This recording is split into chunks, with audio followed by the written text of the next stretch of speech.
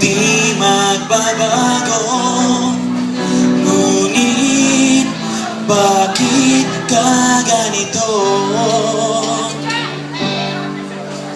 Ako'y iyong inisan, wala man lang paalam.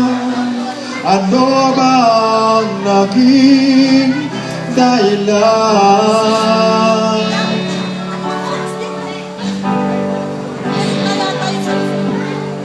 Nais kong malaman mo, magmamahal ko at di magbabago.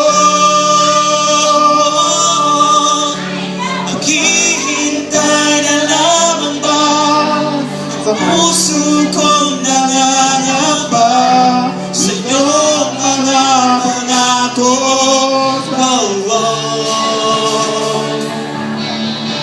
Pangako.